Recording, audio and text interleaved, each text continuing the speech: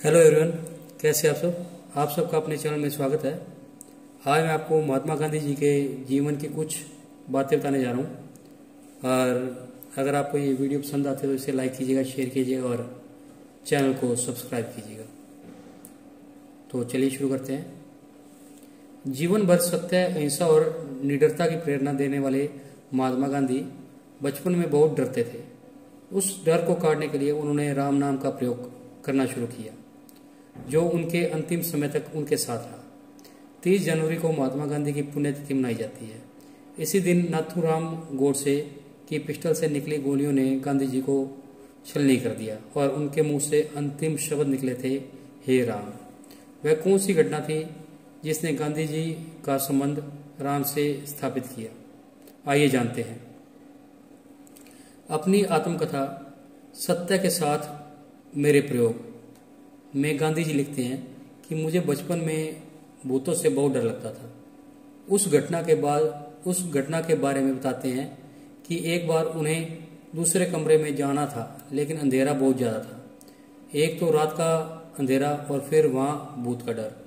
उनका पांव आगे नहीं बढ़ रहा था। उन्हें लग रहा था कि वह भूत कहीं छिपा बैठा होगा और उनका इंतजार कर रहा होगा और वो बाहर निकलते ही उन पर आकर कूद पड़ेगा। उन्होंने तेजी से धड़कते दिल के साथ अपना एक पैर बाहर निकाला।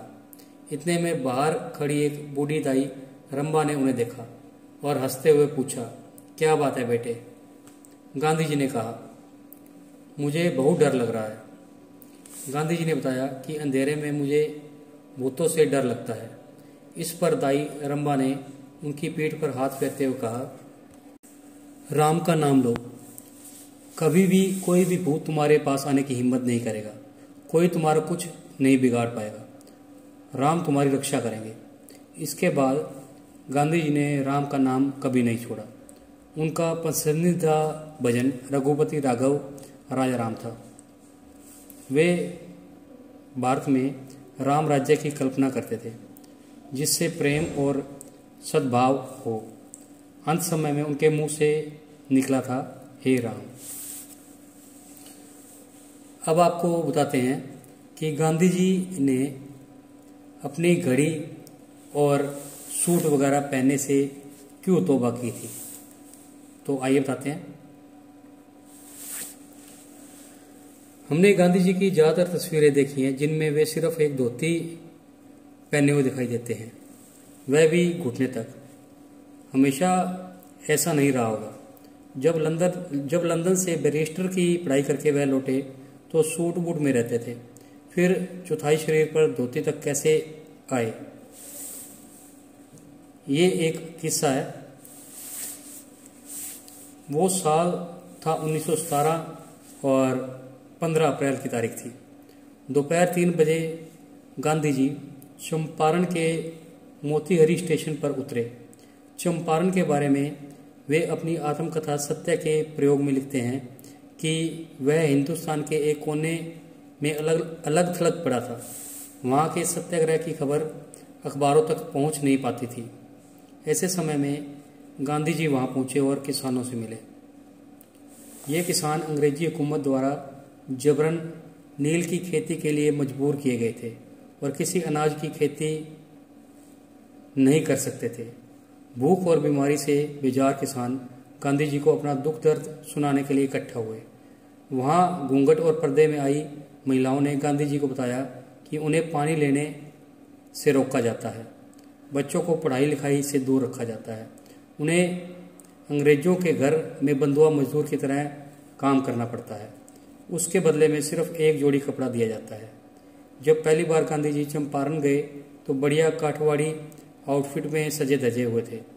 ऊपर शर्ट, नीचे धोती, गमछा, घड़ी, चमड़े का जूता और टोपी पहने हुए थे। दोबारा नवंबर में गए तो पत्नी कस्तूरबा से कहा कि वह गांव-गांव जाए और वहां महिलाओं को रोज नहाने को और साफ सफाई का ध्यान रखने को बोले। कस्तूरबा एक गांव में औरतों के बीच गई तो एक औरत ने कहा कि आप मेरे घर की हाल देखिए, यहाँ आपको कोई सूटकेस या अलमारी दिखती है? मेरे पास केवल एक साड़ी है जो पहन रखी है, आप बताइए इसे साफ कर दें तो पहने क्या। महिला ने कहा कि आप महात्मा जी से कहकर एक साड़ी मुझे और दिला दीजिए ताकि मैं एक साड़ी धो सकूं और दूसरी पहन सकूं। गांधी जी को इसकी जानकारी मिली तो उन्होंने अपना ओढ़ने वाला एक चोंगा उतार कर उसे दे दिया और उसके बाद कभी नहीं उड़ा। 1918 में वह अहमदाबाद के एक मिल मजदूरों की लड़ाई में शामिल हुए। उस दौरान उन्होंने देखा कि जितना कपड़ा उनकी पगड़ी में खर्च होता है उसमें कम से कम 4 लोगों का तन ढक सकते हैं। यहाँ से पगड़ी भी छूट गई। 31 अगस्त 1920 को खेड़ा में किसानों के सत्याग्रह के दौरान शपथ ली कि मैं जिंदगी भर हाथ से बनाए खादी के कपड़े को ही पहनूंगा। 1921 में वह मद्रास में मदुरई की यात्रा के दौरान लोगों से मिले और देखते हैं कि हर कोई विदेशी कपड़ों में सजा हुआ है। उन्होंने सबसे खादी पहनने की गुजारिश की। इस पर लोगों ने कहा कि हम गरीब हैं, खादी नहीं खरीद पाएंगे। बात सच थी। गांधी जी लिखते हैं कि मेरे पास बनियान, टोपी और नीचे तक धोती थी। जहां लाखों लोग बिना कपड़ों के हैं और 4 इंच लंबी लंगोट के लिए तरस रहे हैं, मैं उन्हें क्या जवाब देता। मदुरई की सभा के बाद फिर गांधी जी ने सब कपड़े छोड़ दिए और आधी धोती पहन ली और लोगों के साथ आकर खड़े हो गए।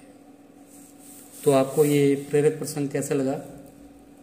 अगर पसंद आया तो वीडियो को लाइक कीजिए, शेयर कीजिए और चैनल को सब्सक्राइब कीजिए और बेल वाला बटन जरूर दबाएं ताकि हम ऐसा कुछ और प्रेरक प्रसंग डालें तो उसका नोटिफिकेशन आपको मिल जाए।